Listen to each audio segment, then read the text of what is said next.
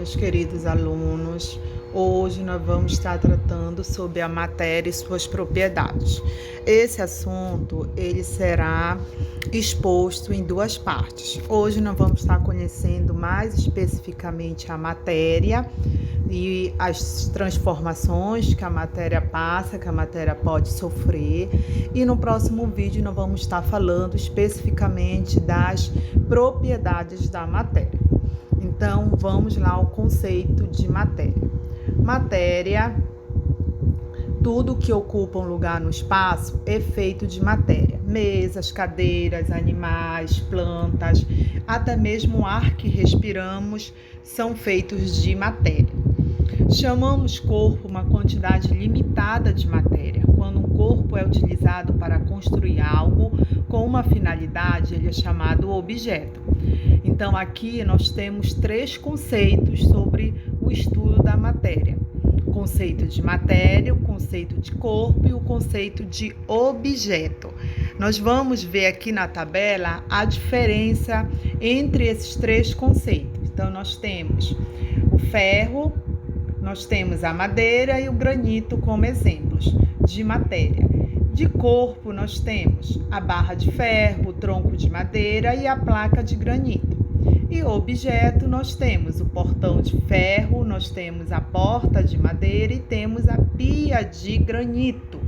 E aqui ao lado, nós temos algumas imagens, para vocês fixarem melhor esses conceitos. Então, vocês observam que a matéria, os materiais, eles passam por transformações. Essas transformações, elas podem ser físicas ou químicas. Nós temos as transformações físicas, elas podem, a matéria ela pode passar por essas transformações físicas para serem utilizados, e nessas transformações, elas ocorrem sem a formação de novos materiais, como um tronco de árvore cortado para fazer portas ou um pedaço de mármore esculpido para formar uma pia. Aqui neste outro, nós podemos ver outros exemplos de transformações da matéria: corte de cabelo, a dobradura de papel, um corte de alimentos, a xícara quebrada, a latinha de alumínio amassada. Então, aqui nós temos outros exemplos de transformações físicas da matéria, que após a transformação, a matéria não forma novos materiais, não forma novas substâncias. Já as transformações químicas, a matéria, quando passa por essas transformações, ela sofre alteração. Então, a matéria e suas propriedades elas vão ser alteradas, como areia utilizada na fabricação de vidro e petróleo usado na produção de plástico.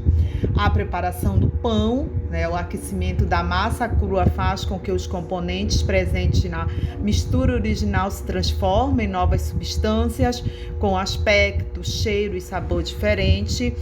E assim, as transformações da massa do pão é o resultado do processo que nós chamamos de reações químicas.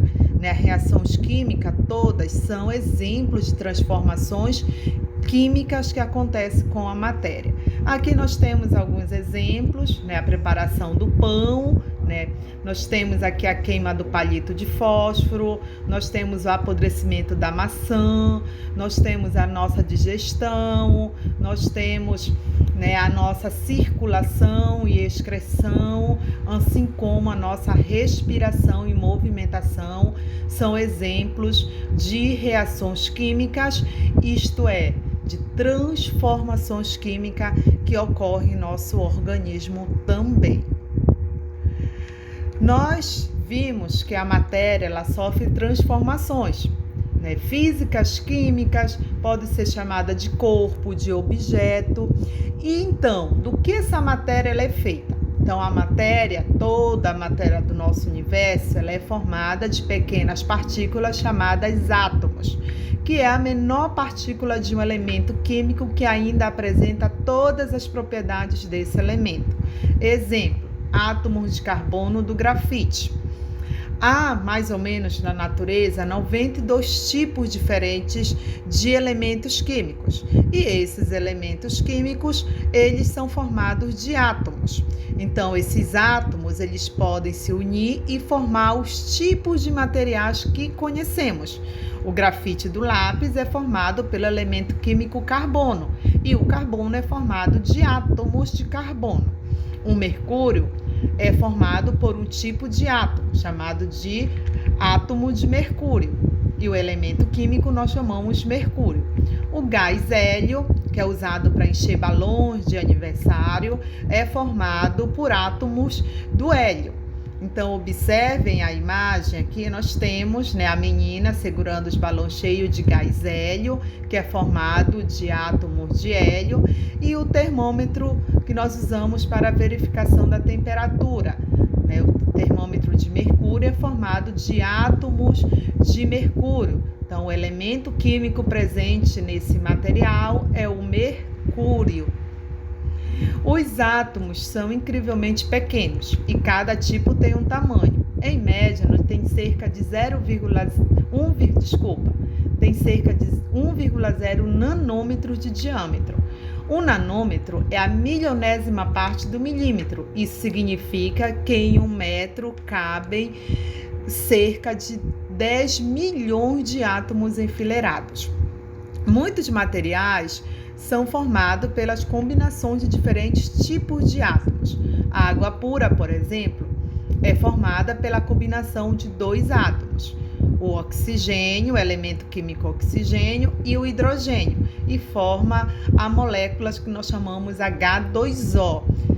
Agrupamentos de átomos como esses são chamados de moléculas, que é a menor porção possível de uma substância pura, formada por um conjunto de átomos num arranjo definido e mantidos juntos por forças especiais. Como os átomos são pequenos demais para serem vistos, foram criadas formas para representá-los.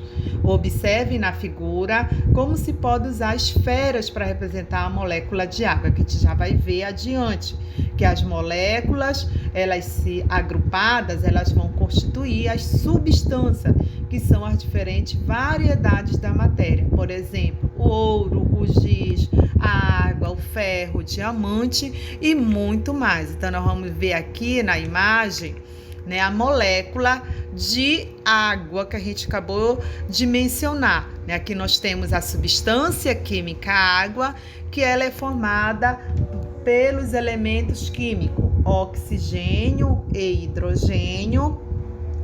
E esses elementos químicos são constituídos de átomos. Esses átomos, eles se ligam, Vocês podem ver que o átomo de oxigênio está ligado aos átomos de hidrogênio e constitui uma molécula que é H2O.